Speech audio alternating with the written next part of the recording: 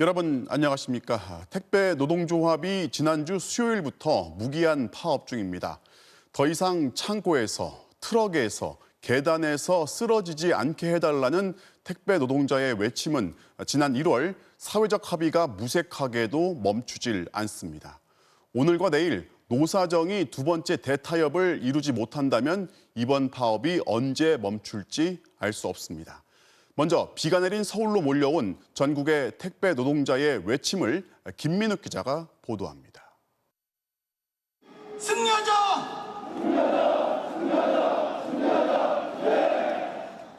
전국에서 올라온 전국 택배 노조 소속 노동자 4천여 명이 서울 여의도 공원에 모여 1박 2일간의 노숙투쟁에 들어갔습니다.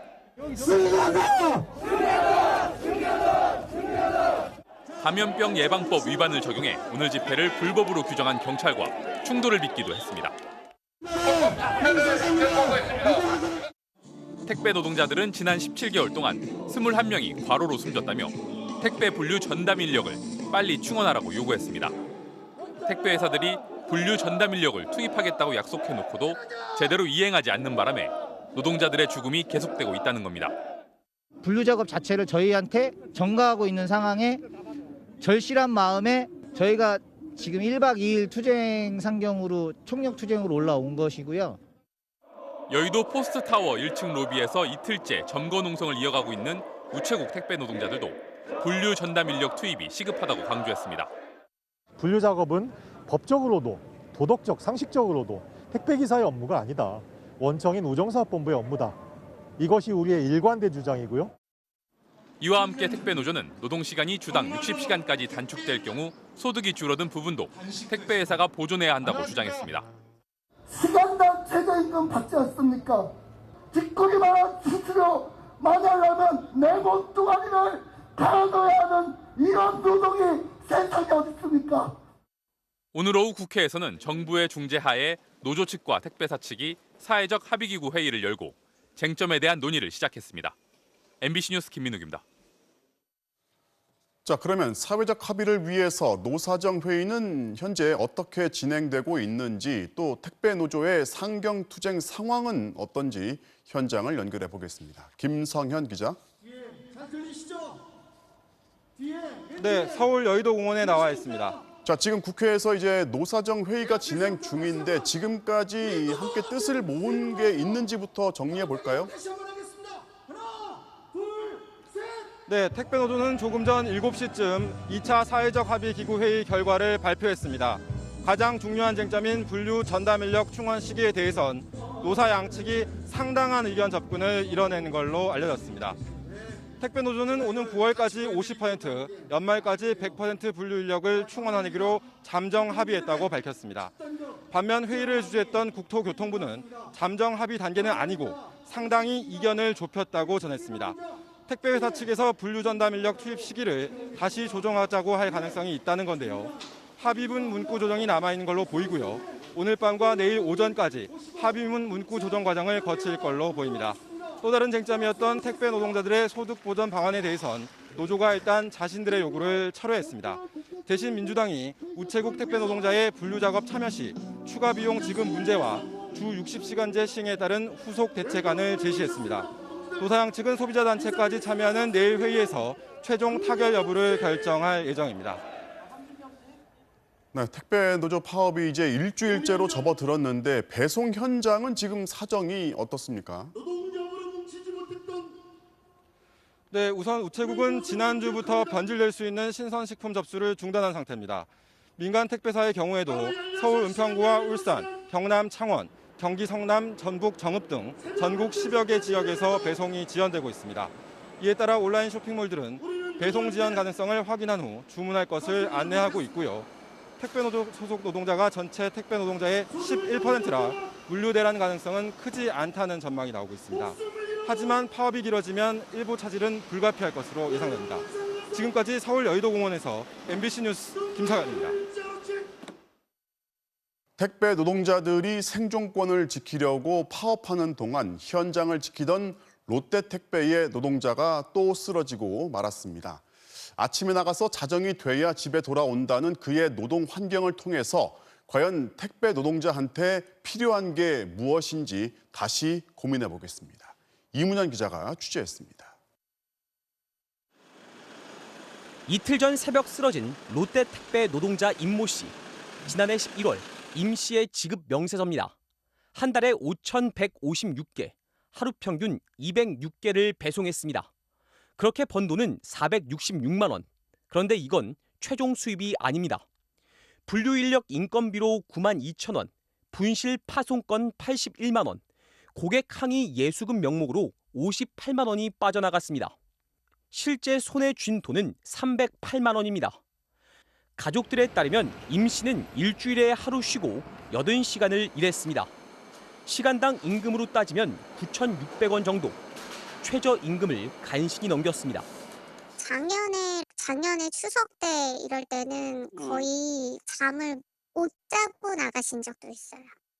롯데 택배 측은 임 씨의 배송 물량이 다른 택배 노동자들보다 많지 않다며 과로가 아니라고 주장합니다.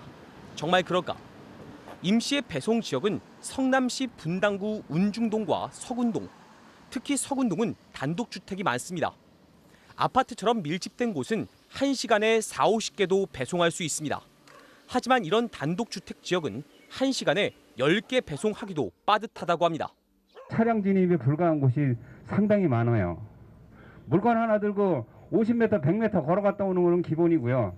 차가 못 들어가니까 구루마에 끌고 한 바퀴 두 바퀴씩 계속 돌아야 됩니다. 하지만 아파트 지역이든 단독주택 지역이든 택배 노동자가 손에 쥐는 단가는 똑같습니다. 같은 수입을 올리려면 훨씬 더 긴 시간을 일할 수밖에 없습니다. 1위 업체인 CJ 대한통운은 1인당 배송 구역이 좁은 편이지만 롯데, 한진, 로젠택배는 1인당 배송 구역이 훨씬 더 넓습니다. 시간만 줄이면 그 사람은 뭘 먹고 삽니까? 시간을 줄이려면 단가를 올려주는 게 기본으로 따라가야 되는 겁니다.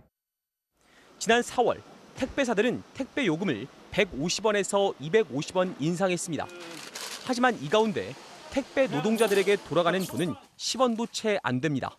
MBC 뉴스 이문현입니다. 올해 광복절, 개천절, 한글날, 성탄절이 모두 주말입니다. 공휴일이 주말일 수도 있지만 올해는 유독 많다 보니 공휴일 가뭄이라는 말까지 나옵니다. 정치권이 사라진 빨간 날을 돌려주겠다면서 이달 안으로 법을 고쳐서 이번 광복절부터 대체 공휴일을 적용하기로 했습니다. 최경재 기자입니다. 추석 연휴를 빼면 이제 올해 남은 법정 공휴일은 나흘입니다. 그런데 광복절과 개천절은 일요일, 한글날과 성탄절은 토요일, 모두 주말 휴일과 겹칩니다. 휴일이 작년보다 이틀, 재작년보다는 나흘 적어 공휴일 가뭄이란 말까지 나오고 있습니다. 손꼽아 기다리기도 하는데 아쉬움이 많이 남을 것 같고 아이들하고 같이 보낼 수 있는 하루가 될 수 있는데 민주당은 현재 추석과 설 명절, 어린이날에만 적용하는 대체 휴일제를 공휴일 전체로 확대하는 법안을 이번 달 처리하기로 했습니다. 공포 즉시 시행 방침이어서 법안이 통과되면 당장 광복절, 개천절 등 올해 나흘 휴일이 더 생깁니다. 국민의 휴식권을 보장하면서 내수 진작 효과도 있고 또 고용을 유발하는 이런 윈윈 전략이 아닐 수 없습니다. 국민의힘 의원들도 MBC와의 통화에서 애초부터 찬성 입장이었다. 반대할 상황이 아니라고 말해 법안 처리는 무난할 것으로 보입니다. 다만 현재 발의된 법안은 대체 휴일을 월요일로 하도록 돼 있는데 소상공인들의 반발을 감안해 월요일 대신 금요일에 쉬는 방안까지 열어놓고 논의하기로 했습니다. 중소기업이나 그리고 또 우려의 목소리가 있습니다. 그 우려의 목소리를 들을 예정이고요. 그것을 어떻게 법안에 녹일지는 다시 한번 논의해 나가야지 될. 국회 행정안전위원회는 내일 입법 공청회를 열어 토, 일, 월이냐, 금, 토, 일이냐 등에 대한 의견을 들은 뒤 곧바로 법안 심사에 착수해 상임위 의결까지 시도할 계획입니다. MBC 뉴스 최경재입니다. 여성이라 군대에 가지 않았으니 남성보다 월급을 적게 받는 것에 대해서 어떻게 생각하느냐. 지난해 11월 동아제약 신입사원 면접에서 20대 여성에게 던져진 이 질문이 14년을 묵힌 차별금지법에 다시 불을 지폈습니다. 이 여성은 지난달 차별금지법을 제정해달라면서 국회에 청원을 올렸는데요. 청원 내용 중에는 이런 부분이 있습니다. 평범을 빼앗김으로써 다른 의미로 비범한 인간이 된 사람들이 있습니다. 우리가 흔히 말하는 사회적 약자인 이주민, 성소수자, 비정규직, 장애인, 저학력, 청소년, 여성들입니다. 평범을 앗아간 국회는 직무유기를 멈추고 답하라는 청원인의 호소에 대해서 한 달도 안 돼서 10만 명이 동의했고 국회는 논의를 시작하게 됐습니다. 먼저 김정인 기자가 전해드리겠습니다. 차별금지법을 제정해달라는 국회 국민동의 청원이 소관 상임위 회부 기준인 동의자 10만 명을 넘겼습니다. 지난해 동아제약 면접 과정에서 성차별적 질문을 받고 면접에서 탈락한 김모 씨가 지난달 24일 청원을 낸 지 22일 만입니다. 차별금지법이 만약에 있었더라면 제가 A4 용지 23장 분량의 글을 3차례에 걸쳐서 써가면서까지 동아제약의 사과를 받지 않아도 되었을 것이고, 이에 따라 국회 법사위는 지난 1년 동안 묵혀왔던 차별금지 법안을 다시 논의하게 됐습니다. 정의당 장혜영 의원이 작년 6월 대표 발의한 차별금지 법안은 차별의 범위를 확대하고 차별 구제 조치도 실효성을 높인 게 골자입니다. 현행 국가인권위법에 없는 성별 정체성을 차별 범위에 포함시키고 시정 권고에 그치던 조치를 시정 명령, 이것도 안 들으면 이행 강제금을 물게 했습니다. 악의적인 경우엔 징벌적 배상도 가능하게 했습니다.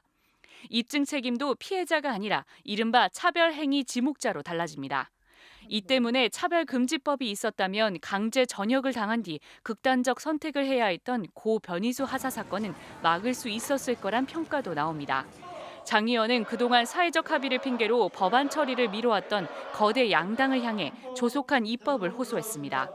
반성과 변화를 기치로 내건 송영길 당대표, 공존과 다양성을 취임 일성으로 정한 이준석 당대표는 시민 앞에 자신의 말에 대한 진정성과 책임을 보여주십시오. 시민사회단체들도 기자회견을 열어 국회가 더 이상 직무유기를 하지 말라고 촉구했습니다. 작년 6월 국가인권위가 발표한 국민인식조사에선 응답자의 88.5%, 10명 중 9명 가까이가 차별금지법 제정에 찬성했습니다. MBC 뉴스 김정인입니다. 자, 이제 공은 국회 법사위 그리고 거대 양당으로 넘어왔습니다. 지난 14년 동안 8차례나 발의가 됐지만 매번 보수 기독교계 반대에 가로막혀서 번번이 무산이 됐었는데요. 이번엔 어떨지 나세훈 기자가 취재했습니다. 지난해 한 대형 교회가 배포한 영상입니다. 차별금지법이 통과되면 동성애를 반대하는 목사가 처벌을 받을 거라며 엄포를 놓습니다. 심지어 동성애는 죄다라고 말하는 교회의 입을 틀어막고 목회자를 범죄자로 만듭니다. 사실이 아닙니다. 차별 행위가 금지되는 영역은 교육과 고용, 행정, 공공서비스 등 4가지에 한정되고 차별 행위 자체를 형사처벌하는 조항은 없습니다. 그런데도 보수 기독교계의 반발은 차별금지법이 처음 발의된 2007년 이래 매번 발목을 잡았습니다. 19대 국회 때인 지난 2013년 김한길 당시 민주당 대표가 50명과 함께 발의했다가 2달 만에 철회하기도 했습니다. 기독교 전부도 아니에요. 보수적인 교회 몇 군데에서 의원들 명단을 신문에 전면 광고로 내고 이 사람들은 동성애를 옹호하는 사람들이다. 현 21대 국회도 크게 다르지 않았습니다. 적지 않은 보수 야당 의원들은 성소수자 혐오를 감추지 않았고 여당도 대체로 외면 일부 반대 기조였습니다. 동성애 보호법이자 동성애 반대자 처벌법으로 차별을 조장하는 차별조장법에 불과합니다. 우리 한국교회가 기도하기 때문에 재정이 쉽지 않다 생각합니다. 공은 다시 한번 거대 양당으로 넘어왔습니다. 민주당 이상민 의원은 이번 주에 비슷한 내용의 평등법을 발의할 계획인데 당 지도부는 다른 중점 법안부터 처리한 뒤 논의한다는 방침입니다. 더 이상 국민들의 이 법의 제정을 요구하시는 그 갈망을 피할 수는 없다고 생각됩니다. 국민의힘 이준석 신인 대표는 공감대가 있고 동성애는 찬반의 대상이 아니라면서도 당론은 아니라며 아직 선을 긋고 있습니다. 저희 당의 논의가 부족한 건 사실이고요. 다만 당론으로는 아직 결정된 게 없기 때문에 제가 당대표로서 말하는 것은 부적절할 것 같습니다. 유엔은 지난 14년 동안 9차례나 우리 정부와 국회에 포괄적 차별금지법 제정을 권고했습니다. MBC 뉴스 나세웅입니다.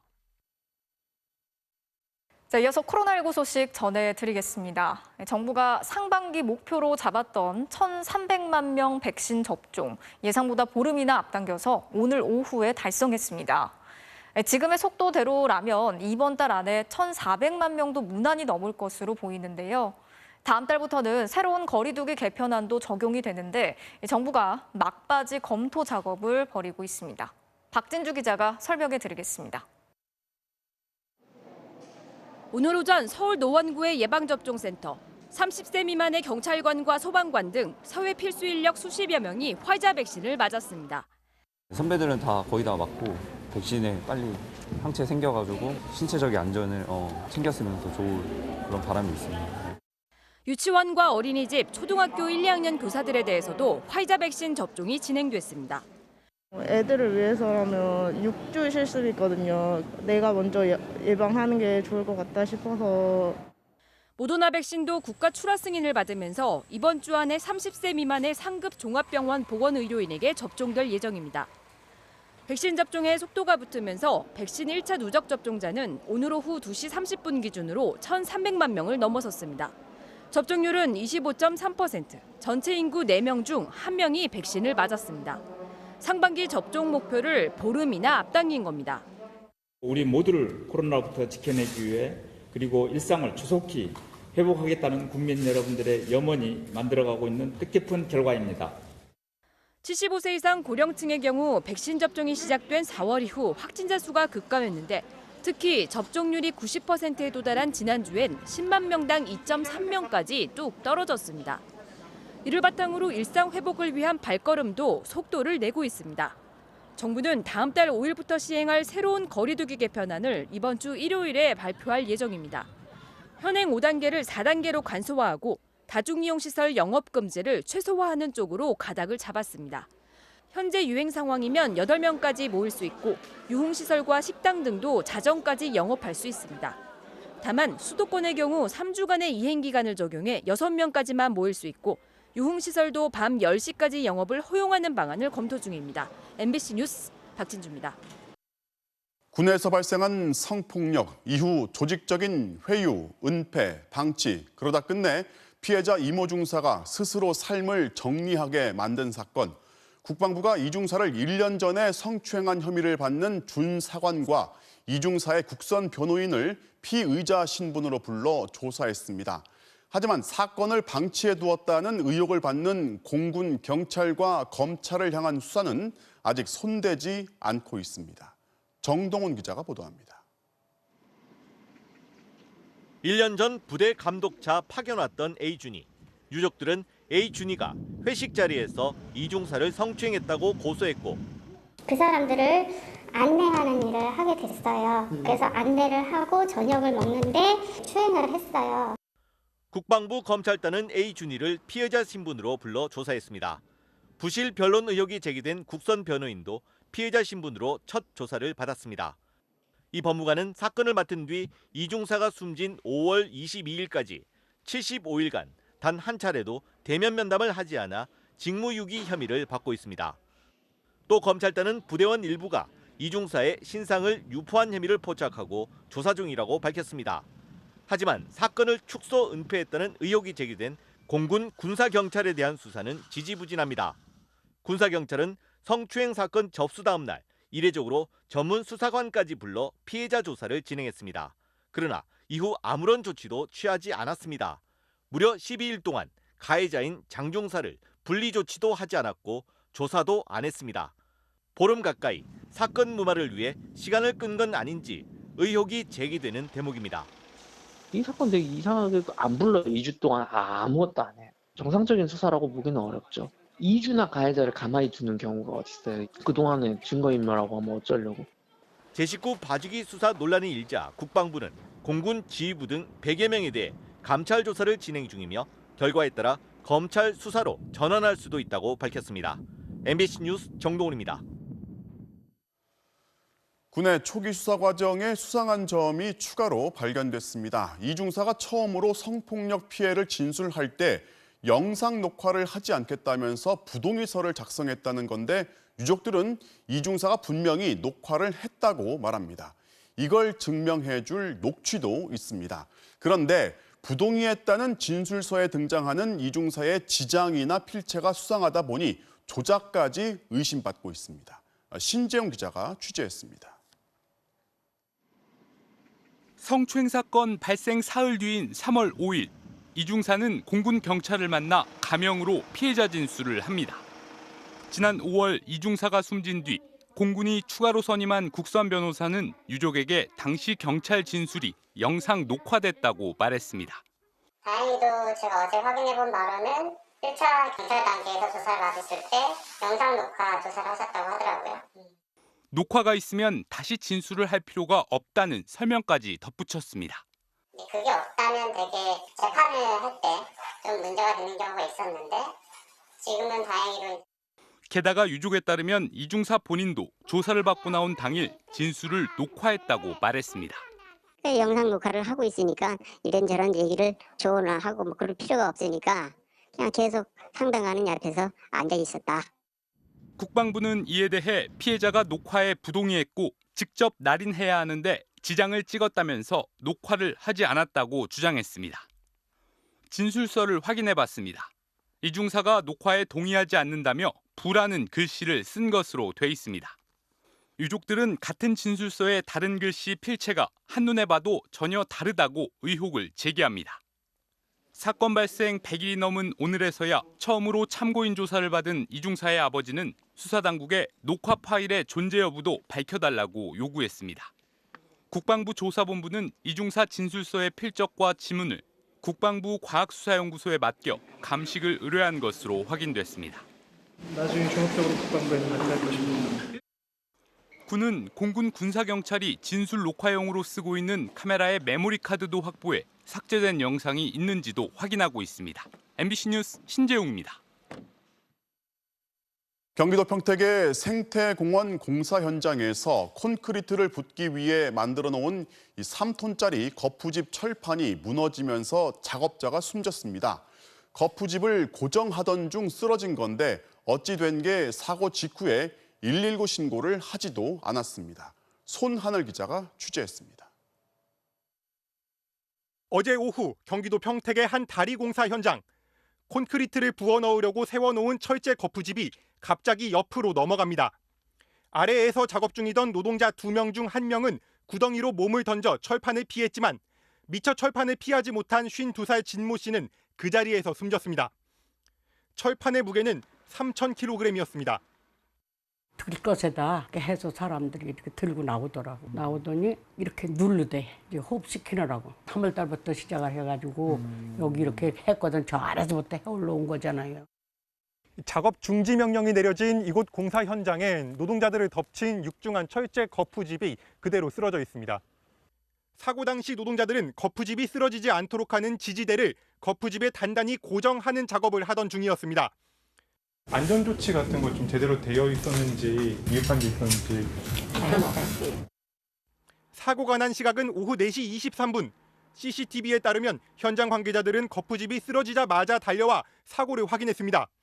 그런데 119에 신고가 접수된 건 16분이 지난 뒤였습니다. 소방당국이 현장에 도착한 건 29분이 지난 시점. 노동자는 이미 숨을 멎은 뒤였습니다. 경찰은 사고 직후 현장 관계자들이 119 신고보다 먼저 현장 소장에게 전화했다는 진술을 확보했습니다. 숨진 50대 노동자는 20년 넘게 공사장에서 일해왔고 대학생 딸 1명을 둔 가장이었습니다. MBC 뉴스 손하늘입니다.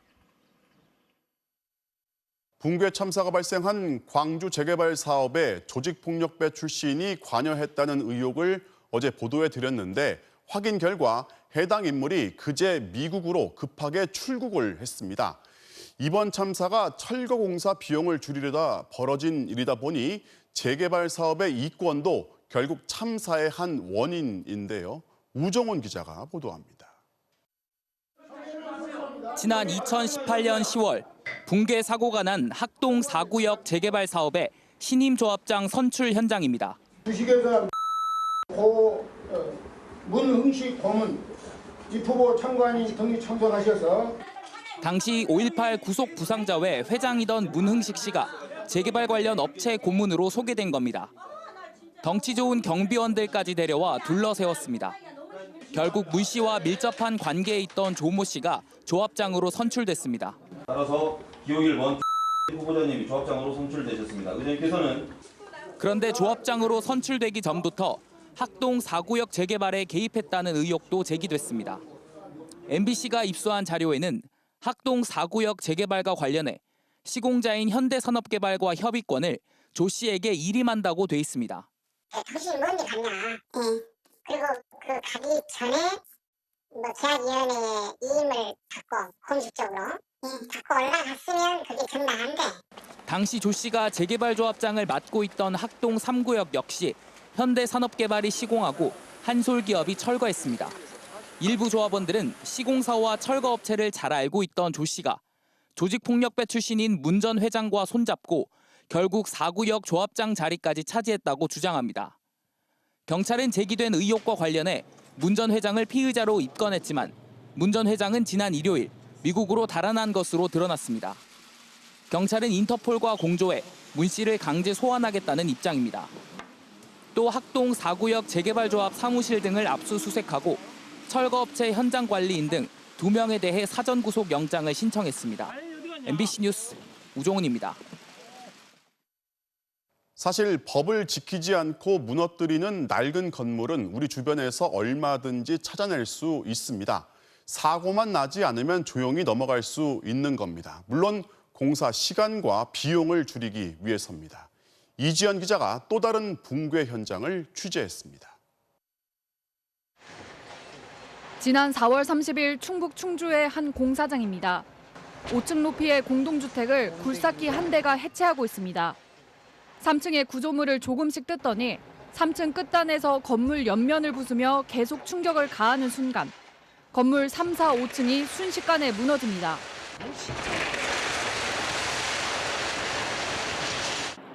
곧바로 짙은 먼지가 피어오릅니다. 건물이 무너지는 충격에 공사장 바로 옆에 살고 있던 주민들은 기겁을 하며 뛰어나왔습니다. 헷갈리는 데 있어요. 거기 들어갔다 해서 기절하고 화닥닥 나오니까.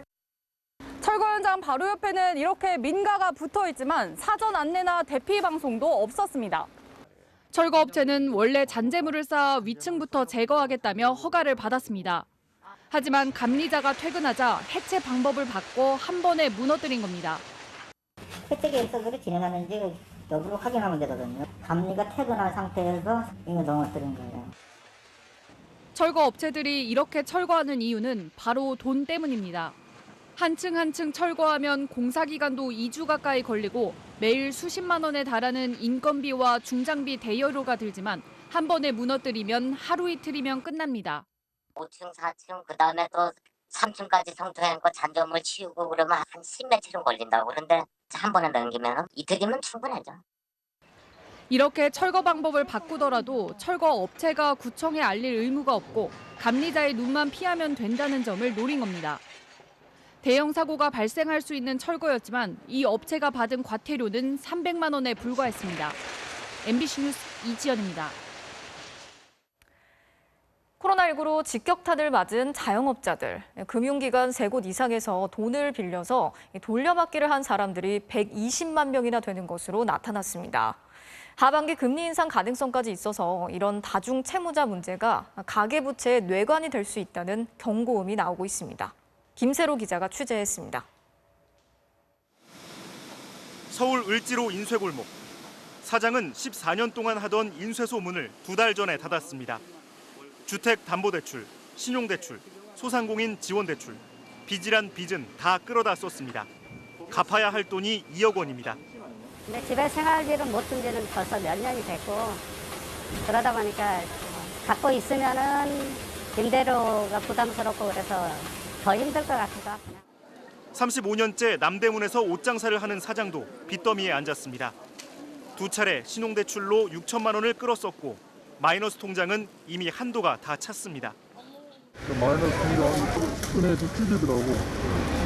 예를 들어 옛날에 1억이었으면 이제는 6천, 4천, 2천 이렇게 줄이더라고. 그렇죠. 3곳 이상 금융권에서 돈을 빌린 다중채무자는 지난해 말 기준 126만 명, 1년 사이 20만 명이 늘었습니다. 대출 금액만 500조 원이 넘습니다. 대부분은 이자 갚을 돈도 없어서 이금융권이나 대부업체에서 돈을 빌려 돌려막기 한 사람들입니다. 은행 문턱이 제일 높고요. 제2금융권, 저축은행 이런 데 알아봐도 안 해줘요. 만약 금리가 오르면 이 사람들은 더 힘들어집니다. 이미 한국은행은 올해 안에 금리를 올리겠다고 강력히 예고했습니다. 정부는 이미 원금과 이자 상환을 2번이나 미뤄줬는데 이 조치도 9월이면 끝날 예정입니다. 전문가들은 연쇄 부도의 위험을 막기 위해 부채의 성격에 따라 맞춤형 관리를 해야 한다고 강조합니다. 갚을 능력과 의지가 있다면 소득이나 일자리를 지원하는 방식으로, 상환 가능성이 없다면 금융기관과 함께 채무를 탕감하거나 깎아주는 방안을 모색해야 한다는 겁니다. MBC 뉴스 김세로입니다. 이틀 전 서울 마포의 한 원룸에서 20대 남성이 숨진 채 발견됐습니다. 발견 당시 알몸 상태였고 영양실조로 심하게 몸이 말라 있었습니다. 함께 살던 친구 2명이 신고를 했는데 이들이 조금 전 살인 혐의로 구속됐습니다. 김건휘 기자가 취재했습니다. 서울 마포구 연남동의 한 건물. 그제 새벽 6시쯤 한 남성이 의식이 없다는 119 신고가 들어왔습니다. 구급대원들이 도착했더니 20대 남성 한 명이 알몸 상태로 이미 숨져 있었습니다. 몸 곳곳에 폭행당한 상처와 결박한 것으로 의심되는 흔적이 있었습니다. 국과수 1차 부검 결과 영양실조의 저체중 상태였습니다. 숨진 남성은 일상생활이 불편할 정도의 장애가 있었던 것으로 전해졌습니다. 119에 신고한 건 함께 살던 20대 남성 2명. 한 명은 피해자와 고등학교 동창이고 다른 한 명도 동갑내기 친구였습니다. 경찰에 따르면 이들은 이번 달 사건이 발생한 원룸으로 이사 왔는데 이전부터 함께 살았던 사이입니다. 몇 평 정도 돼요? 근데 나 조그만 해서 남자 3명이 살 수가 없는데. 혼자 사는 집인데 다. 경찰은 이 친구들을 신고 당시 긴급 체포했고 이들은 오늘 오후 살인 혐의로 구속됐습니다. 친구 살해 혐의 인정하십니까? 친구가 영양실조 상태였대요. 미안하면 없으십니까? 경찰은 이들이 숨진 남성을 방에 가두고 가혹행위를 해 숨지게 한 것으로 보고 있습니다. 가해자들은 감금 사실은 인정하지만 살해할 고의는 없었다고 주장하는 것으로 알려졌습니다. 감금 이유는 채무관계 때문인 것으로 전해졌는데 경찰은 정확한 범행 동기를 조사하고 있습니다. MBC 뉴스 김건희입니다. 어젯밤 서울 강남에서 방역수칙을 어기고 밤늦게 영업을 하던 유흥업소가 적발됐습니다. 원래 업장은 폐쇄를 하고 같은 건물에 있던 모텔 시설을 개조해서 대규모 유흥업소를 운영한 것으로 드러났습니다. 정상빈 기자가 취재했습니다. 서울 역삼동의 한 숙박업소. 밤 10시가 지나 경찰이 들이닥쳤습니다.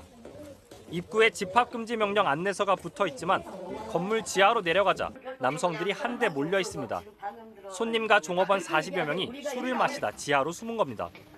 손님들은 QR코드 인증이나 출입명부 작성도 하지 않았습니다.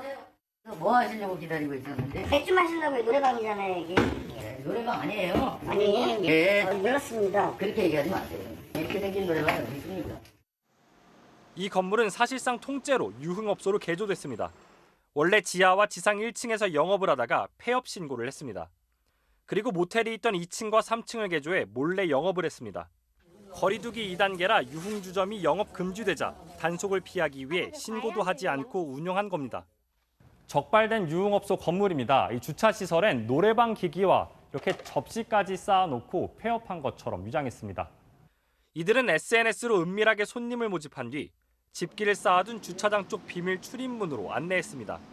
여성 종업원들 대기 장소는 밖에서만 안이 들여다보이는 이른바 유리방으로 꾸며놨습니다. 이 주점을 통과해서 지상 5층으로 올라가면 7층까지 침대가 놓인 작은 방 30여 개가 있었습니다. 역삼동이 술집에 성매매를 하는 것 같다. 이렇게 이제 112 신고가 있어가지고 지구대 근무자랑 같이 이제 출동을 했던 거죠. 서울 서초동의 한 호텔에서도 객실을 술집으로 불법 개조해 유흥주점을 운영하던 업주가 경찰에 적발됐습니다. MBC 뉴스 정상빈입니다. 끔찍한 성범죄를 저지르고 출소하는 전과자의 신상을 공개하는 제도가 시행된 지 20년이 넘었습니다. 이 성범죄자 알림이 사이트에서 이렇게 언제든 검색이 가능하고요. 인근 주민들한테는 우편으로 공지까지 해주고 있고 최근엔 카카오톡 서비스도 시작했습니다. 자, 그런데 그렇게 알려준 주소지가 아니라 다른 곳에 살고 있는 성범죄자들이 수두룩했습니다. 조재영 기자가 취재했습니다. 부산시 사하구 다대동로 72번 길. 성범죄 등으로 9년을 복역한 50대 김모 씨가 산다는 주소지입니다. 자신의 3살 난 딸을 추행했던 김 씨는 지난 3월 출소했고 10년간 신상 정보가 공개됐습니다. 그런데 신고한 주소지가 산 한가운데입니다.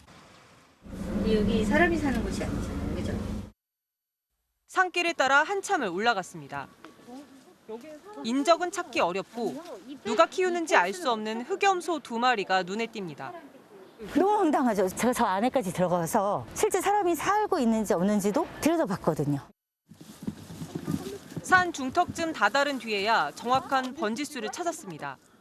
깨진 유리창 너머 방 안엔 쓰레기가 쌓였고 풀도 자랍니다. 도저히 사람이 살 수 없는 폐가입니다.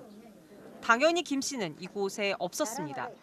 이 집은 그럼 계속 아무도 안 사세요? 네, 우리 사부님이 그래 아파트 들어갔어요. 안 사는 데가 한 10년 됐어요.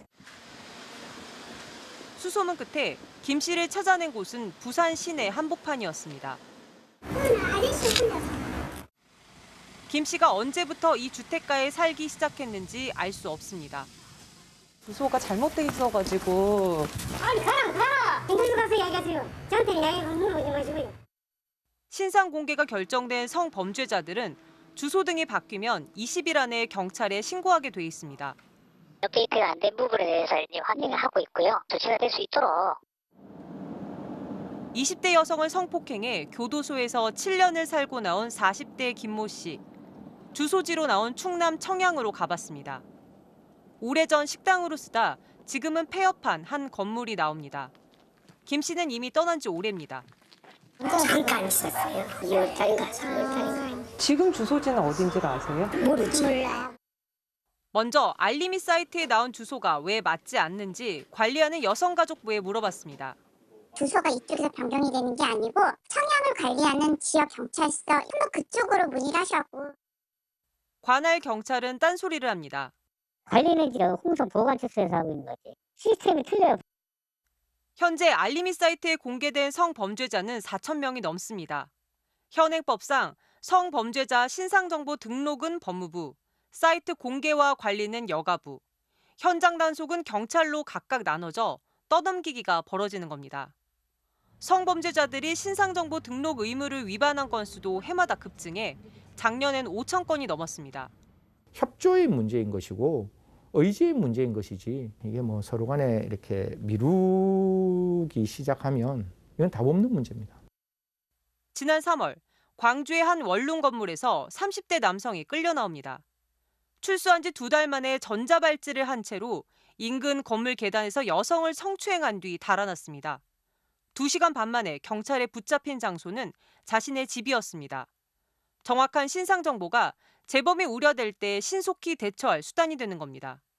그 집에 그 성범죄자가 누범자가 살고 있는지 안 있는지 한번 찾아가 보는 노력. 이 정도는 사실 해야지 지금 이 문제가 해결될 거 아니에요. 성범죄자를 관리하는 시스템은 갖췄다지만 성범죄의 재발을 막겠다는 의지와 노력엔 여전히 빈틈이 많아 보입니다. MBC 뉴스 조재영입니다. 하루도 끊이지 않고 발생하고 있는 미국의 총기 사망 사고. 오늘도 한 슈퍼마켓에서 손님에게 마스크를 써달라고 했던 종업원이 총에 맞아 숨졌습니다. 올해 미국에서는 총격에 희생된 사람이 하루 평균 54명에 달한다고 합니다. 임소정 기자가 전해드리겠습니다. 지난 일요일 저녁 미국 애틀란타의 한 대형 쇼핑몰 입구. 검은색 옷을 입은 2사람이 보안 요원에게 총을 겨누며 위협합니다. 보안 요원이 뒤로 물러나며 대화를 시도하지만 소용없었습니다. 총을 쏜 이들은 15살의 소년과 소녀. 애플스토어에 들어가 물건을 훔치려다 걸리자 총격을 가한 것으로 알려졌습니다. I just hit the ground and went in the kitchen. 총에 맞은 보안 요원은 중태에 빠졌습니다. 애틀란타의 한 슈퍼마켓에선 종업원이 손님에게 마스크 착용을 요청했다가 머리에 총을 맞고 숨졌습니다. So she had asked him to pull up his mask. He refused and walked out, came back in and did that. 지난달엔 고속도로에서 차선 시비 끝에 뒷좌석에 앉아있던 6살 어린아이가 총에 맞아 숨지는 일까지 벌어졌습니다. 미국에서 지난 5달 동안 총격에 숨진 사람은 8,100명, 하루 평균 54명입니다. 지난 6년간 하루 평균 사망자보다 14명이 많습니다. 총기 판매도 급증했습니다. 지난해 2,300만 정이 팔렸는데 전년도보다 66%나 증가했습니다. This year is trending bad as last year, and it turned out about 20% more shootings than 2019. 코로나19의 대유행으로 사회적 불안이 높아진 데다 조지 플로이드 사망 사건 이후 경찰 신뢰도가 추락한 것이 원인이란 분석입니다. 여름 휴가철에 봉쇄령까지 완화되면 더 많은 유혈 사태가 일어날 수 있다고 전문가들은 경고하고 있습니다. MBC 뉴스 임소정입니다. 디지털 세계에만 존재하는 가상인간. 실제 사람은 아니지만 디지털 세상에선 이미 유명 인사들이라고 합니다. 늙지도 않고 또 사생활 논란도 없다는 장점 때문에 광고 모델로 발탁되기도 하는데요. 이 가상인간들의 세계를 오혜정 기자가 취재했습니다.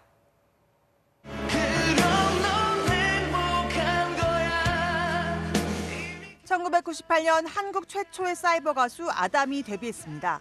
지금 보면 좀 조악하지만 이 정도를 만드는데도 당시에는 엄청난 돈이 들었습니다. 2장의 앨범만 내고 사라졌습니다. 인기 가수 아이유의 노래를 부르는 이 유튜버. 진짜 사람 같지만 사실은 인공지능이 만든 가상인간입니다. 23년 만에 기술이 크게 발전했습니다. 저는 온라인에서 만날 수 있는 버추얼 유튜버 루이입니다. 가상인간은 실제 세상에는 없지만 디지털 공간에서 활동하는 유명 인사들입니다. 올해 초만 해도 전 세계에 22명에 불과했는데 지금은 145명으로 늘어났습니다. 가상인간은 지치지 않고 늙지도 않습니다. 사생활 논란도 없습니다. 기업들은 앞다퉈 가상인간을 홍보에 활용하고 있습니다. 로지라는 이 여성, 전통시장의 맛집을 찾아다니고 여행 인증샷을 올리는데 팔로워가 21만 명입니다. 역시 가상인간입니다. 최근에는 한 보험회사가 로지를 텔레비전 광고 모델로 발탁했습니다.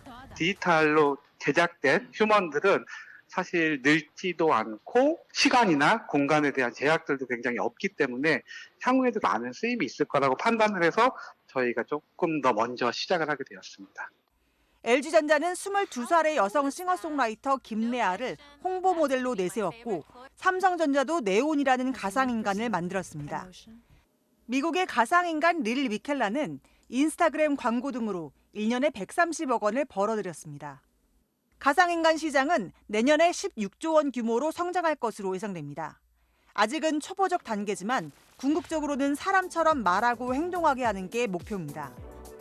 하지만 인공지능 이루다의 혐오 발언에서 드러났듯이 인공지능에게 무엇을 학습시킬 것인가는 여전히 인간의 몫입니다. MBC 뉴스 오혜정입니다.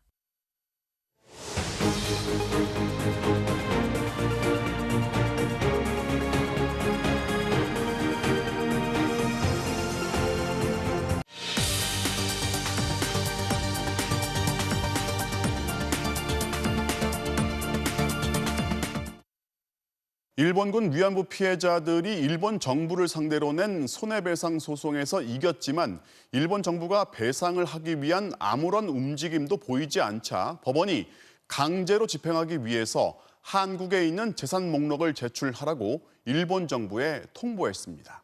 공윤선 기자가 보도합니다. 지난 1월 고 배춘희 할머니 등 일본군 위안부 피해자 12명은 일본 정부를 상대로 낸 1억 원씩의 손해배상 판결에서 최종 승소했습니다. 하지만 일본 정부는 예상대로 꿈쩍도 하지 않았고 피해자들이 다시 나섰습니다. 압류 절차로 배상금을 받아내기 위해 일본 정부의 한국 내 재산을 확인하게 해달라고 신청한 겁니다. 법원은 이 신청이 적법하다며 일본은 재산 목록을 제출하라고 결정했습니다. 강간 등과 같은 인권의 중대한 침해 행위는 한 나라를 다른 나라 법정에 세울 수 없다는 이른바 주권 면제의 예외라며 재산 강제 집행 역시 가능하다고 했습니다.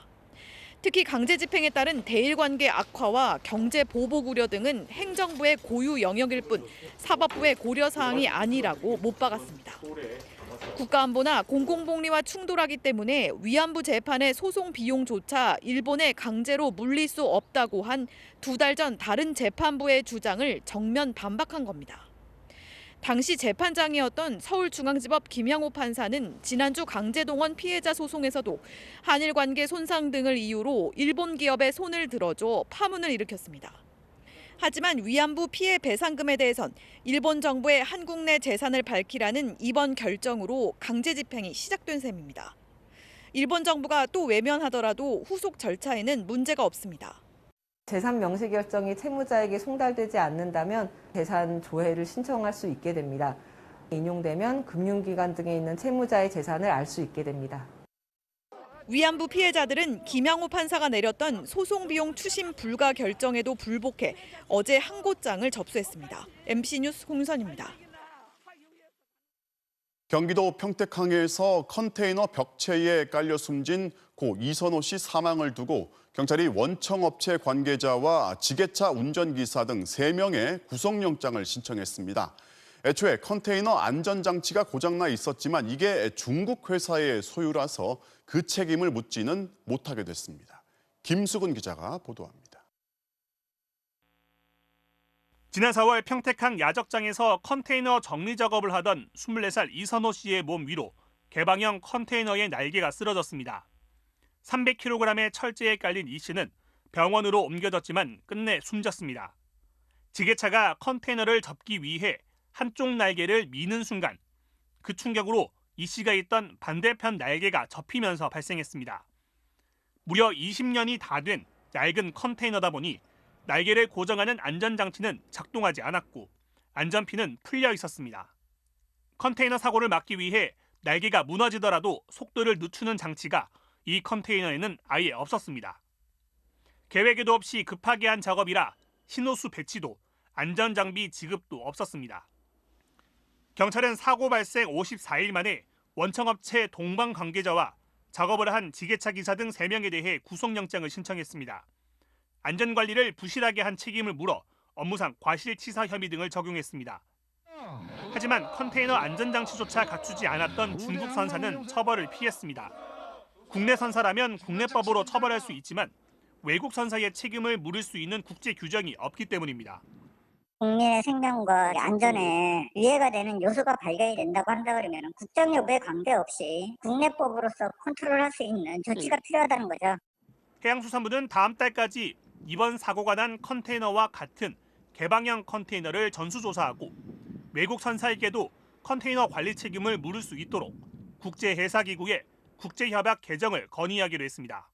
MBC 뉴스 김수근입니다. 6월 15일 오늘은 노인학대 예방의 날입니다. 코로나19의 한복판에서 노인학대 사건이 갈수록 늘고 있는데요. 밖에 나가지 못하고 가족과 보내는 시간이 많아지면서 덩달아 학대가 늘고 있다는 역설적인 조사 결과가 나왔습니다. 고재민 기자가 보도합니다. 작년 겨울 왼쪽 뺨이 빨갛게 부풀어 오른 60대 여성이 좀처럼 집에 들어가지 못한 채 집 앞을 서성였습니다. 이상하게 여긴 이웃이 경찰에 신고하면서 남편의 학대 사실이 확인됐습니다. 남편이 평소에도 술을 마시면 제가 바람 피운다고 의심하고 폭언을 했어요. 그날 남편에게 맞은 뒤 집 밖으로 나올 수밖에 없었습니다. 생계 지원을 받으러 주민센터를 찾은 80대 할머니. 손에 든 멍을 수상히 여긴 주민센터 직원이 노인보호 전문기관에 신고했고 알코올 중독자인 남편이 술병을 집어던지며 술을 사오라고 때린 사실이 드러났습니다. 코로나 때문에 경로당에 가거나 친구를 만날 수가 없었어요. 집안에만 있다 보니 어느 순간엔 주방에 물을 마시러 갈 때도 남편과 마주칠까 봐 두려웠습니다. 꾸준히 늘어왔던 노인학대는 코로나19가 확산된 지난 1년 동안 20% 가까이 더 가파르게 증가했습니다. 가해자의 3분의 2는 아들과 배우자 등 가족이었는데 코로나19 확산으로 외출이 제한되면서 가족 갈등이 늘어났기 때문으로 분석됩니다. 사회적 거리두기의 단계 증가와 따라 노인학대 증가율이 연동되는 부분들을 현장에서 나타나고 있어요. 가해자와 피해자가 각자 공간을 분리됐었는데 코로나로 인해서 좁혀진 거죠. 특히 최근 남편이나 아내가 배우자를 학대하는 이른바 노노학대도 더 늘어나는 추세입니다. 전문가들은 피해 노인들이 가족이라는 이유로 가해자를 숨기고 감싸기보다는 적극적으로 신고해야 가족 관계가 회복되는 경우가 많다고 조언합니다. MBC 뉴스 고재민입니다. 6.15 남북 공동선언 21주년인 오늘 여권 대선 주자들은 모두 김대중 정신을 강조하면서 전통적 지지층 결집에 나섰습니다. 야권 유력 주자인 윤석열 전 검찰총장도 김대중 도서관을 방문했던 사실을 공개하면서 이달 말 본격적인 정치 참여도 예고했습니다. 배주환 기자가 취재했습니다. 6.15 공동선언 21주년 기념식에 여권 대선 주자들이 총출동했습니다. 저마다 DJ 정신을 내세우며 비록 지금은 남북 관계가 경색된 상황이지만 화해 협력을 위한 노력을 멈추지 말아야 한다고 호소했습니다. 우리의 자주적인 도전, 그리고 우리가 미국 정부를 설득할 수 있는 용기와 논리, 이런 것을 갖추라고 주문하셨을 것 같은 생각이 듭니다. 그걸 좀 아껴서 북한 동포들하고 좀 나눴으면 좋겠다. 그리고 그것이 남북관계의 물꼬를 트는 계기가 되었으면 좋겠다 하는 생각. 이재명 경기지사는 김대중 사저 기념관을 직접 찾았고 지지 모임의 6.15 토론회에선 진영 대결을 넘어서는 DJ 정신을 강조했습니다. 한미동맹은 고도화하되 중국과의 관계는 전략적 협력 동반자의 관계를 좀 더 발전시켜서 경선 연기론에 대해선 원칙과 약속을 지키려는 노력이 필요하다며 거듭 선을 그었습니다. 하지만 경선 연기론에 이어 개헌론 등을 고리로 한 이 지사에 대한 당내 견제 움직임도 본격화하는 모양새입니다. 야권에선 윤석열 전 검찰총장이 나흘 전 김대중 도서관을 방문했던 사실을 6.15에 맞춰 공개했습니다. 방명록에는 김대중 대통령의 성찰과 가르침을 가슴 깊이 새기겠다고 적었습니다. 대변인을 통해 6월 말 대선 출마 선언 검토 입장을 밝히며 정치 행보에도 속도를 냈습니다. 국민의힘 입당과 관련해서도 결정된 바 없다해서 국민의힘의 내부 일정을 염두에 두겠다는 입장으로 바뀌었습니다. 윤석열 총장의 시간표하고 이준석 대표의 시간표가 상충되거나 그러지는 않을 것이다. 이른바 이준석 현상이 윤석열 현상과 궤를 같이 한다며 국민의힘과 힘을 합칠 뜻도 내비쳤습니다. 이런 가운데 국민의힘 하태경 의원이 야권 주자 중 처음으로 대선 출마를 공식 선언하는 등 다른 야권 주자들의 움직임도 빨라질 것으로 보입니다. MBC 뉴스 배주환입니다. 방탄소년단 BTS의 노래 버터가 빌보드에서 3주 연속 1위를 달성했습니다. 앞서 다이너마이트로 2주 연속 정상을 차지했던 자체 기록을 또 한 번 뛰어넘은 건데 아시아권 가수로는 58년 만이라고 합니다. 빌보드 1위 되는 것보다 지키는 게 더 어렵다는 이야기가 있을 정도인데요. 어떻게 이런 기록을 이어나가고 있는 건지 전동혁 기자가 전해드리겠습니다. BTS의 두 번째 영어 노래 버터가 미국 빌보드 싱글 핫백 차트에서 3주 연속 1위에 올랐습니다. 빌보드 뮤직 어워즈에서 사관왕을 휩쓴 다이너마이트가 2주 연속 1위를 차지한 적이 있지만 연속 3주 1위는 버터가 처음입니다. 자체 신기록을 세운 BTS는 믿기지 않는 대기록을 만들어준 팬클럽 아미에 정말 감사하다는 인사를 전했습니다. 현재 BTS가 쓰고 있는 기록의 면면을 보면 머라이어 캐리, 엘튼 존 등 전설적인 팝스타와 비교해도 어색하지 않습니다. 버터는 발표와 동시에 1위를 차지했는데 핫백 차트 역사상 1위로 데뷔한 곡 가운데 3주 이상 연속으로 왕좌를 지킨 곡은 BTS의 버터를 비롯해 머라이어 캐리의 판타지, 퍼프데디의 I Will Be Missing You, 아델의 헬로 등 15곡밖에 없습니다. 특히 발매 3주차에 접어든 버터는 온라인 스트리밍이 직전주보다 19% 줄었는데 라디오 청취자는 오히려 10% 늘어나며 팬덤을 넘어 일반 대중의 관심도 끌어모으고 있는 걸로 분석됩니다.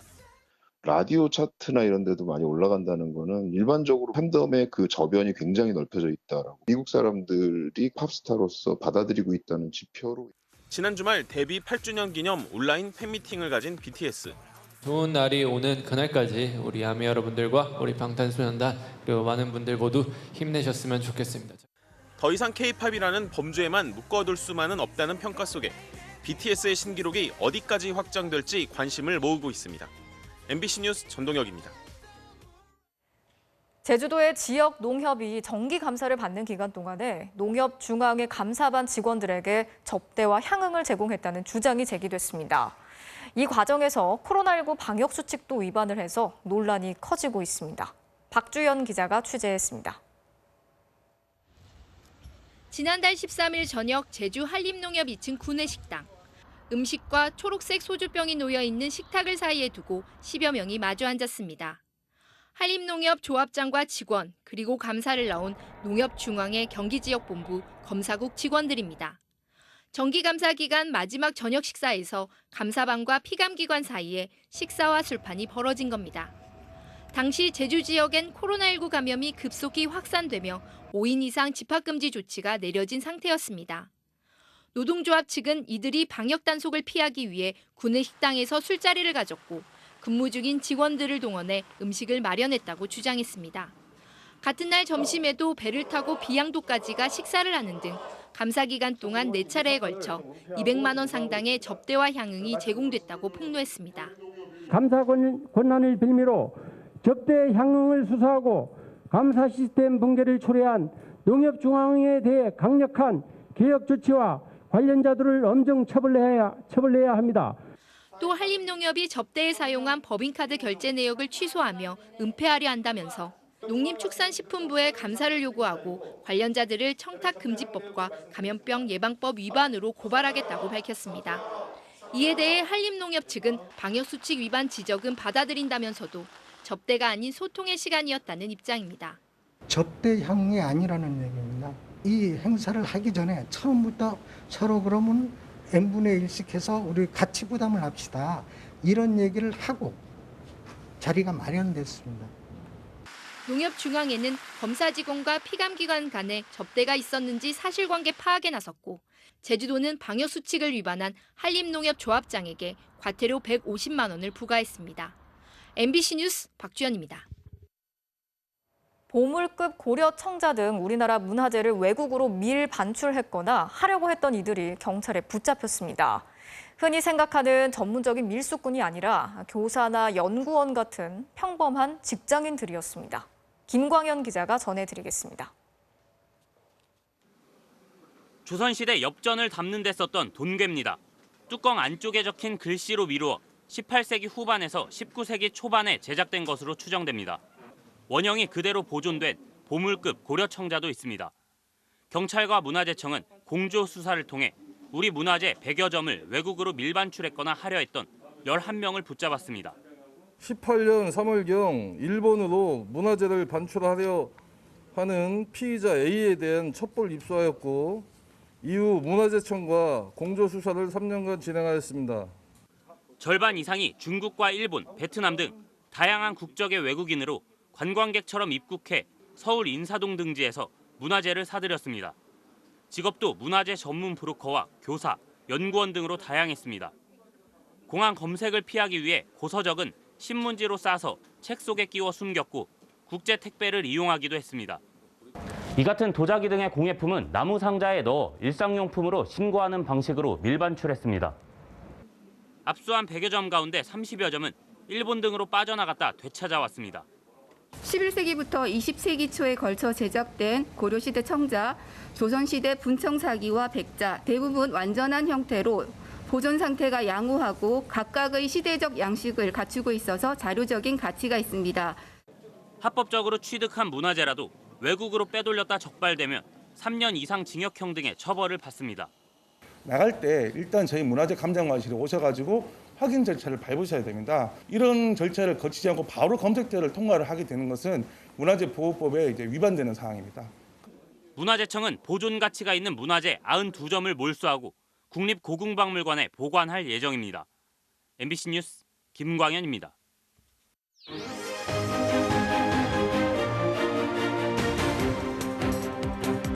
정치적 참견 시점 정치팀 김지경 기자 나와 있습니다. 자, 오늘 준비한 소식 보겠습니다. 네. 국정 능력은 압박하는 이준석, 윤석열의 반응은인데, 자, 이준석 대표가 이제 윤 전 총장 견제하는 발언을 계속 날리는데 오늘은 국정 운영 능력을 언급했어요. 네, 그렇습니다. 국민의힘 이준석 대표가 직접 나서서 윤 전 총장의 국정 운영 능력을 살펴봐야 한다 이렇게 강조했는데요. 네. 이 대표가 오늘 밝힌 입장부터 들어보시죠. 네. 대선이란 거는 문재인 정부와 싸우던 이미지, 저항의 이미지 말고도 결국 국정을 운영할 수 있느냐에 대한 국민들의 질문에 답을 해야 되거든요. 외교, 안보, 경제, 교육 이런 것들에 대한 대선 주자의 관점을 국민들은 확인하고 싶어 하거든요. 네, 이준석 대표는 이런 기회가 늦을수록 국민들이 오해한다. 빠르면 빠를수록 좋다 이렇게 강조했습니다. 이제 아무래도 이제 윤 전 총장이 이제 평생 검찰 조직에서만 있다 보니까 뭐 여야를 떠나서 그거 말고 이제 국정 운영 능력이 있는 걸 보여달라 뭐 이런 요구가 계속 나오는 거예요. 네, 다른 여야 대선 주자들도 비슷한 입장을 내놓고 있는데요. 먼저 같은 야권 주자인 원희룡 지사 말부터 들어보시죠. 네. 정치적인 비전이 뭔지, 나라를 어떻게 하겠다는 건지, 그게 진짜 그런 역량이 되는지에 대해서 국민들이 우리 물건 하나 살 때도 정말 이모저모 따져보고 하잖아요. 이거는 대통령을 뽑는다는 건 집 구입하는 것보다 훨씬 중요하고 위험성이 많은 투자예요. 네, 민주당 대선 주자들도 같은 점을 지적하면서 국민적인 검증을 회피하는 건 당당한 태도가 아니다 비판하고 있는데요. 이어서 들어보겠습니다. 네. 소비자는 내용물을 보고 판단을 해야 되지 않습니까? 전부를 다 우리 국민들께 보여드리고 판단을 받는 것이 정치인 또는 정치인이 되고자 하는 분의 도리가 아닌가 생각됩니다. 야권에 앞서가는 주자는 빨리 드러냈으면 좋겠어요. 생각이 무엇인지 뭔가 숨고 있는 것 같은 느낌이 드는데요. 그것은 당당한 태도는 아니라고 생각합니다. 그러니까 이준석 대표는 이런 비판을 피하기 위해서라도 늦어도 8월까지는 당으로 들어와라 이런 거잖아요. 네, 이준석 대표는 물론이고요. 야권에서 처음으로 대선 출마를 공식 선언한 하태경 의원도 같은 주장을 했습니다. 이어서 들어보겠습니다. 네. 이거를 뭐 막판에 뿅 하고 나타난다고 해가지고 우리 당원들이 지지해 줄 것도 아니고 8월 말 정도를 마지노선으로 보고 있습니다.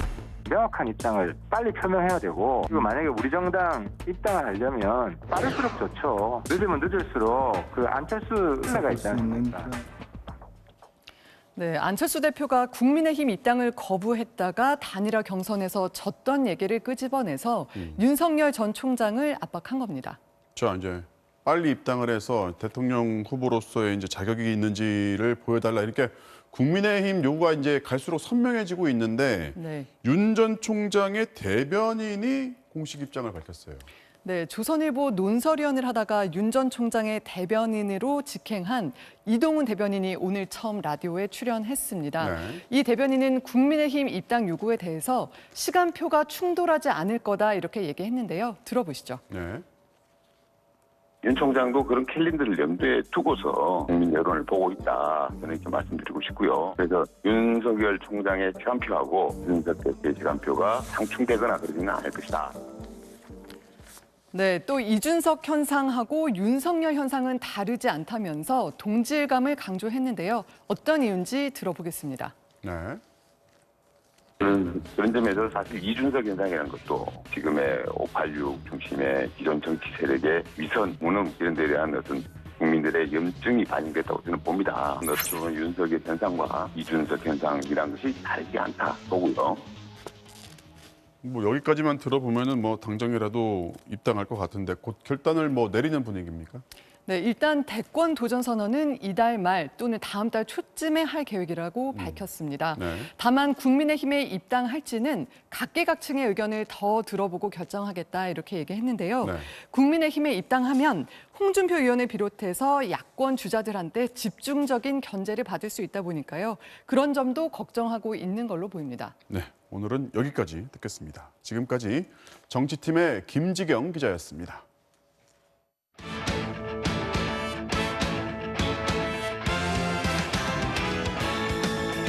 화요일 밤 스포츠 뉴스입니다. 육상 기대주 양예빈 선수가 1년간의 침묵을 깨고 복귀했습니다. 본인 최고 기록에는 미치지 못했지만 우승을 차지하기엔 충분했습니다. 손장훈 기자입니다. 빗속에서 열린 여자 고등부 400m 예선. 양예빈의 스피드는 차원이 달랐습니다. 출발과 동시에 치고 나와 경쟁자들을 멀찍이 따돌렸고 마지막은 결승에 대비해 속도를 조절하는 여유까지 보였습니다. 결승도 마찬가지였습니다. 첫 직선주로에서 2위 그룹과의 격차를 크게 벌렸고 결승선을 여유 있게 1위로 통과했습니다. 56초 76, 55초대의 개인 최고 기록엔 모자란 올해 고등부 2위 기록이지만 궂은 날씨와 1년간의 공백을 감안하면 성공적인 올 시즌 첫 레이스였습니다. 너무 많이 부족한데 그래도 오늘 첫 시합으로 열심히 훈련해서 열심히 훈련하겠습니다. 2년 전 믿기지 않은 역전 계주로 폭발적인 인기를 누렸던 양예빈은 29년 만에 400m 중등부 기록을 갈아치우는 등 한국 육상의 무서운 기대주로 떠올랐습니다. 하지만 지난 1년 힘든 시간을 보냈습니다. 부상으로 인한 훈련 부족으로 개인 기록이 중학교 때보다 떨어져 극심한 스트레스에 시달렸고 결국 지난해 7월 대회를 마지막으로 1년 가까이 개인전에 불참해 궁금증을 키우기도 했습니다. 결국 복귀 무대에서 변함없는 기량은 뽐냈지만 심리적인 부담감 극복이 숙제로 남았습니다. 오늘 경기를 통해서 부담감들을 좀 떨쳐내가고 있다고 보고 있습니다. 기록상으로 상당히 좋아지고 있고 신체적 변화도 이겨내고 있다고 저는 생각이 듭니다. 남자 100m 기대주 최명재는 일주일 만에 개인 최고 기록을 다시 갈아치웠습니다. 2살 많은 형들과 치른 중등부 결승에서 11초 22를 기록해 지난주 세운 개인 최고 기록을 0.06초 단축하며 3위를 차지했습니다. MBC 뉴스 손장훈입니다. 37살의 나이에도 철저한 몸 관리로 유명한 호날두가 기자회견장 돌발 행동으로 화제를 모았습니다. 콜라를 마시지 말라는 메시지네요. 김태현 기자의 보도입니다. 유로 대회 첫 경기를 앞두고 기자회견장에 들어선 포르투갈의 주장 호날두. 갑자기 앞에 놓인 콜라를 치워버리고 대신 물을 앞에 둡니다. 코카콜라. 대회 공식 후원사의 음료를 치워버린 돌발 행동. 이유는 철저한 몸 관리 때문입니다. 37살의 나이에도 최고의 몸 상태 유지를 위해 호날두는 엄격한 식단 조절은 물론 탄산음료도 전혀 마시지 않습니다. 축구 선수를 꿈꾸는 아들과도 다툴 정도입니다. I'm hard with him sometimes because he drink Coca-Cola and Fanta sometimes, and I'm fight with him, and when he chips and fries and everything. 물론 이런 호날두도 20대 초반이던 맨유 시절에는 콜라를 마시다 주장 긱스에게 혼나기도 했고 심지어 콜라 광고 모델인 적도 있었지만 지금은 모두 옛일입니다. 자신의 후원사 음료가 아니어서 음료를 치워버린 스포츠 스타들은 있었어도 호날두와 같은 이유는 거의 없었습니다. 그리고 건강을 끔찍히 아끼는 이 작은 행동에 저 정도면 40살까지도 뛸 것 같다. 나도 탄산음료를 끊어야겠다는 반응처럼 예상 밖의 파장이 번지고 있습니다. MBC 뉴스 김태현입니다. 아버지를 향한 뜨거운 눈물로 이번 도쿄올림픽을 준비하는 선수가 있습니다. 유도 국가대표 김원진 선수를 이명노 기자가 만났습니다. 계속해서 상대를 바꿔가며 몸을 부딪히고 수도 없이 매트에 구르자 악소리가 절로 납니다. 한 달여 남은 올림픽이 누구보다 간절한 이 선수. 안녕하세요. 유도 국가대표 마이너스 60kg급 김원진입니다. 김원진에겐 2021년 새해부터 환희와 절망이 교차했습니다. 지난 1월 1년 만에 처음 열린 국제대회, 그것도 유도 메이저 대회인 마스터스에서 5경기에서 한 포인트도 내주지 않는 완벽한 우승을 차지했지만 시상대에서 내려온 뒤 아버지가 세상을 떠났다는 청천벽력 같은 소식을 들었습니다. 흔한 대로 믿기지가 않는 제정신이 아니었던 것 같아요. 그냥 받아들이는 시간이 굉장히 더 걸렸던 것 같아요. 아직도 조금 남아있는 것 같기는 해요. 갑작스런 이별에 아직도 아버지만 생각하면 눈물이 왈칵 쏟아집니다. 세계 랭킹 1위로 기대를 모았던 리우올림픽에서 8강 탈락했을 때도, 그 허탈감에 대표팀을 박차고 나왔을 때도 싫은 소리 한 번 하지 않던 아버지. 아버지는 최고의 친구이자 코치였습니다. 시차가 7시간, 8시간 이렇게 나는데도 안 주무시고 항상 챙겨보시고 하셨었거든요. 유도에 대해서 전문적으로 배우신 건 아니지만 상대에 대한 대책이나 이런 것들이 오히려 더 잘 통할 때가 정말 많았거든요. 슬픔은 잠시 가슴에 묻고 혹독한 훈련을 버티고 있는 김원진. 아버지께 금메달을 안길 그날을 꿈꿉니다. 올림픽이 결정된 것도 모르시고 그렇게 가셔서 마음이 좋지 않아요. 꼭 이번에는 좋은 성적 가지고 아버지 찾아뵙도록 하겠습니다. 응원 많이 해주세요. MBC 뉴스 이명노입니다.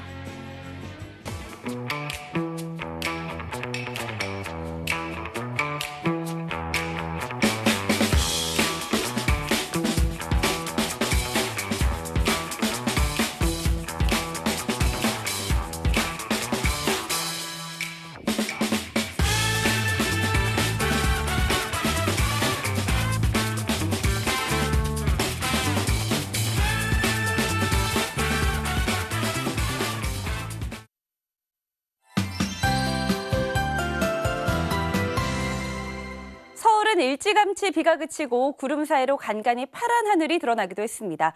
내일은 내륙 지방과 동해안 지방의 날씨가 사뭇 다릅니다. 서울 등 서쪽을 중심으로는 구름만 끼는 가운데 낮 기온도 29도 안팎까지 올라서요. 다시 더워지겠습니다. 반면 동해안을 중심으로는 오후까지 비구름이 더 머물겠고요. 최고 40mm가량의 비가 더 이어지겠는데요. 현재 위성 모습을 보시면 지금도 이렇게 남쪽을 중심으로는 비구름이 자리하고 있는 상태입니다. 그래도 비의 강도가 5mm 안팎으로 대부분 약한 편이고요. 동해안을 제외한 남부 내륙 지방의 비는 내일 새벽부터 점차 그치겠습니다. 자세한 지역별 내일 날씨입니다. 밤사이 동해안 지방에서는 안개도 짙어지겠고요. 중부지방을 중심으로 대체로 맑은 가운데 낮 동안 따가운 햇살이 내려지겠습니다. 또한 제주도도 밤까지 비가 오다 그치기를 반복하겠습니다. 아침 최저기온입니다. 서울 20도, 대구 19도, 춘천 18도로 오늘과 비슷하거나 2도가량 낮아지겠고요. 낮 최고기온은 서울 29도 등으로 서쪽 지방을 중심으로 30도 안팎까지 오르겠고요. 대구 24도, 강릉 21도로 동해안 지방은 상대적으로 선선하겠습니다. 금요일에는 전국에 또다시 비가 내릴 전망이고요. 주말이 돼서야 하늘이 점차 맑아지겠습니다. 날씨였습니다. 6월 15일 뉴스데스크 마치겠습니다. 오늘도 함께해